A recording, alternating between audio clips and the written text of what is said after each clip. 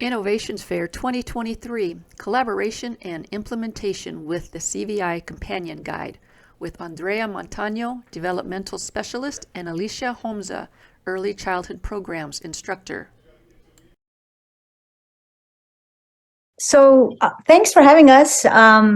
There's a lot I could say about this collaboration that we were afforded with the authors of the CVI Companion Guide. It's going to be hard to keep it brief, actually.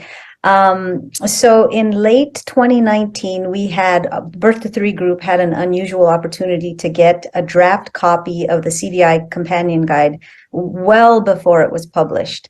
In fact, the publishing was delayed quite a bit.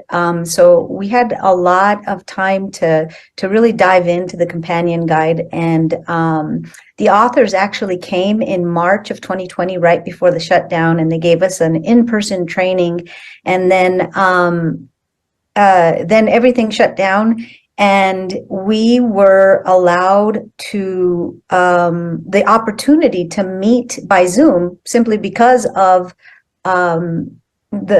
COVID, and not only with the Birth to Three group and what we call the CVI study group, but also I was able to start meeting with the authors by Zoom, and all of this just provided this unusual opportunity to get to know each other, to collaborate, to dive into this book and this resource in a unique way. And I think personally for me, there was some vulnerability, but also an opportunity to find my voice and confidence, and then that was foundational for being able to share our experiences, my experiences, and representing my group, the Birth to Three group's experiences on a larger scale, which I'll share a little bit about in the next slide. So I mentioned the study group. We met weekly, and we basically went through every chapter of the companion guide together, and we brought experiences from the families that we work with to this forum, and we simply learned from each other. That's the best way to say it. And as we learned the benefits, the tools of the CVI Companion Guide, I was able to bring this information back to my collaboration with the authors, and eventually with Kitty and Alicia. They jumped into those Zoom meetings, and the discussions were rich, and we were able to understand CVI in new ways, to discuss it with new language, to learn about this fundamental idea of the companion guide, which is the CVI profile, which simply means like an overall look at how CVI, cortical visual impairment, manifests in a given child.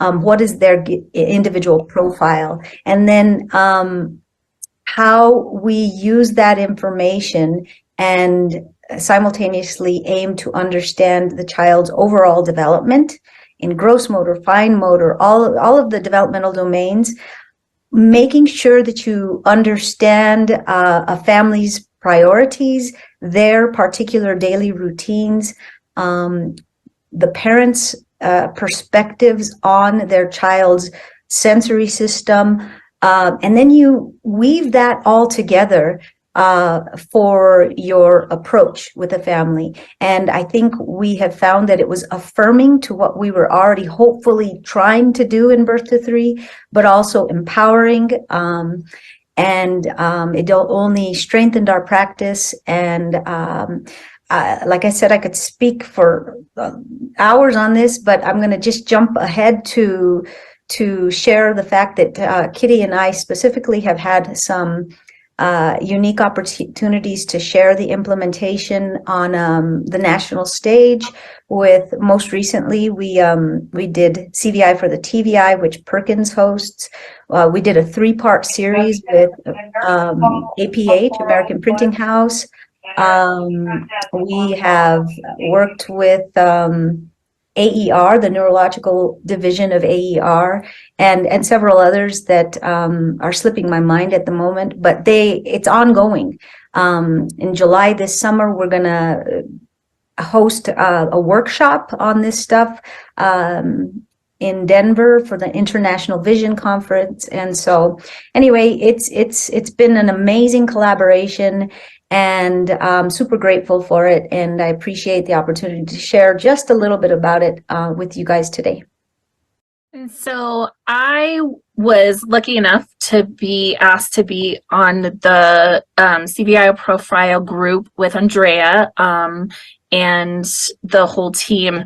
So I was hearing Andrea come back from her Birth to Three meetings, so excited about the rich discussions they were having. And so we really started talking about how to implement that here at the ECP. And so we started having meetings here with the teachers and a few of the therapists right before the COVID shutdown. And then when COVID shut down, we all had to learn how to reteach online, and things got pretty overwhelming. So everything seemed to stop on our end. So while Birth to Three kind of accelerated, it was really difficult for us to do that. So we were basically put on pause until school restarted. And then when we all came back for the end of that 2021 school year, it was just kind of too difficult to get started having meetings about this topic. So we restarted with the new school year, and we really wanted to follow in the footsteps of what Birth to Three did. And it was a little more difficult for us because we're a different environment. So we had to work through what worked for us here, what the teachers needed, how easy it would be to implement some of these profile categories into our classroom, what we could learn from them, learn all that new information and language around the study guide. So we started having our meetings. Everybody decided the way to go was to put these categories into our functional vision template. And that's really when it jump started for us. We started being able to more fully describe the whole child and how they functioned. And once we started doing the study groups with Andrea, having some of the Birth to Three people join and just share in those discussions, I think that really helped us understand how much more we can describe each child using this profile. The things in the classroom that it has aided in is just understanding that every child is different, and CVI is going to manifest in different ways. And it doesn't matter. The focus is not for us to explain the reason why this is happening. The focus is to explain how the child is going to function better in the classroom. So it could be a speech issue, it could be a vision issue, it could be a visual motor issue. We need to work together in order to explain this child and put these strategies in place so that we can give a fuller picture of them moving forward. It really has helped us as a team, I think, discussing, is it vision, is it OT, is it speech?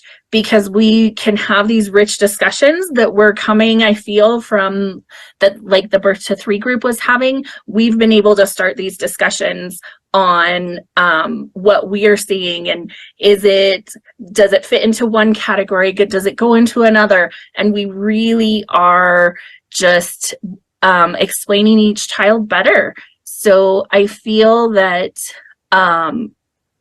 my functional vision reports coming out lately explain each child better than I feel they were before I had this resource.